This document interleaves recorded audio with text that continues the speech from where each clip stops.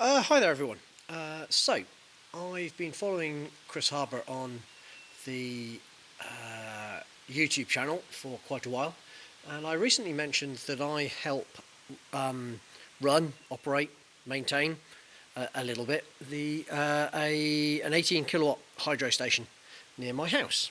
So I was asked by a couple of people to do a video on it. I have permission off the owners of it, so long as I don't reveal where it is, because there have been a couple of instances of idiots breaking in to obviously steal the bits and bobs inside the hydro houses, turbine houses. So here goes, quick walkthrough of the turbine house.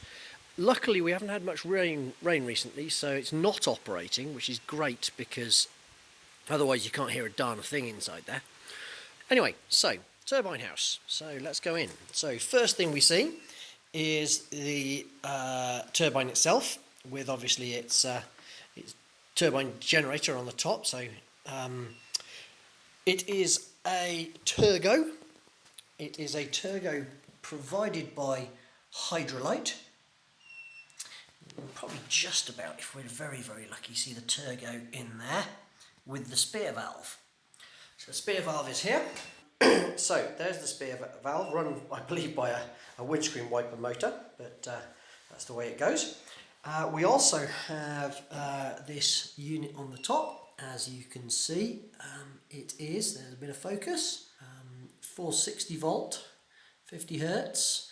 I believe it's the 19.6 kilowatt variant. And over here we have the control system. So here's a load of circuit breakers and associated gubbins that interfaces. We've got two meter readings because it's a dual phase system, and that's our control system by SCS. There is obviously a pressure gauge here, currently reading, as you can see, about 6.4 bar. A manual shut-off with the great big lever down the bottom there, big wheel, and as you can see it tees off, quite a sharp tee off, and then runs out the other end, which allows a full flush through if required. Quick rundown of the system in terms of performance. It's approximately 60 meters head, which, so as you can tell from the pressure gauge, 64 meters head if you assume direct correlation for static bar pressure to head height, 64 meters, is 6.4 bar. That drops obviously to about 60 meters worth of dynamic head once it gets going, so it's still pretty impressive.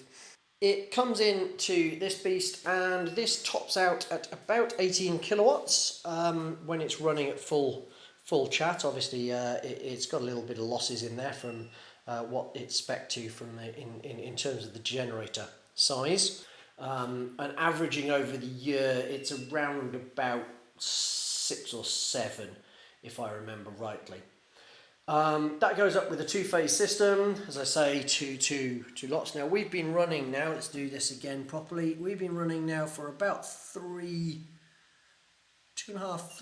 years, probably just about that. So it's got what, 75 kilowatt hours over that time frame. Now, considering the first summer it was put in, that's a horrible focus, first summer it was put in, we had almost no rain for darn near 3 months. That's not bad at all. So I'll leave it there. I'll go up to the top and take some more video of the top intake, and I'll try and patch it all together with some techie bits and bobs and put it on YouTube. Okay, just thought you might like to know what the river looks like.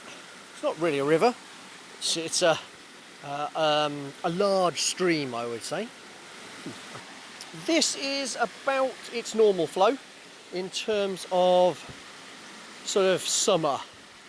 Winter it's probably about 2 to 3 times on average higher than this. But, and this is the real kick up, when the rains come, this flash floods. And by flash flooding I mean it will come up another 20 to 30 centimetres.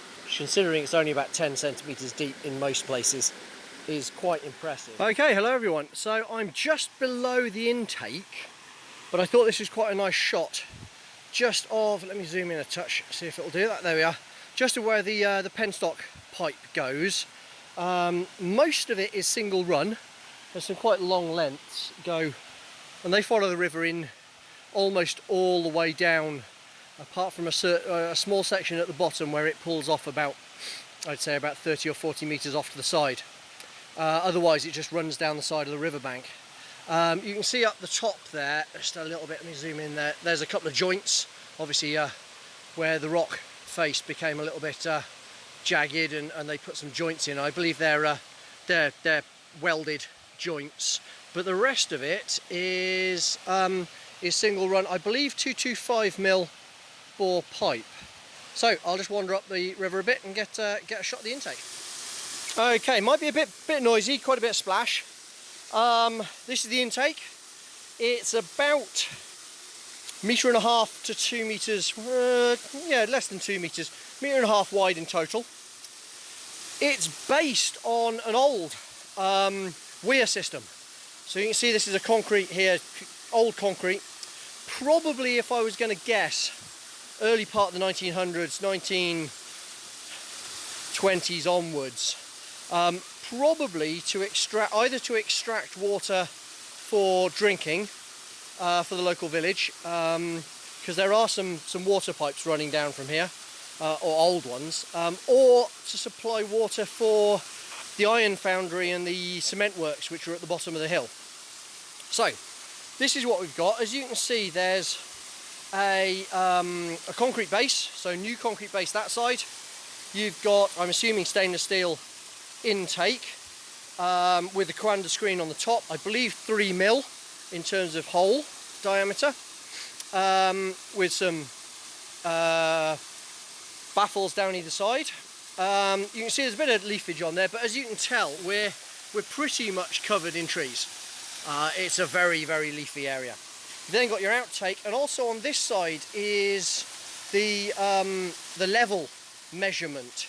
So there's a cable there running out to a level height measurement, and the system at the bottom can't operate unless the level reaches a certain point, and that point is above the bottom edge here.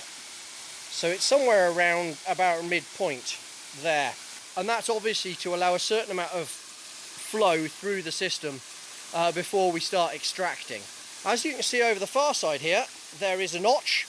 That notch is about 10mm lower than the main plate, and that again is to allow, I think, the first 15% of flow to bypass the intake totally. So you get the first bypass, about 15%. You then get the second bypass, which is where the level indicator doesn't allow it to extract, but it's still going through the system, and then obviously we can take out a certain amount after that point. As I'm up here, I'm just going to have a quick wander. You can come with me. One of the jobs that we do on a weekly basis as volunteers is to just come along and have a quick clear out, firstly, of this notch.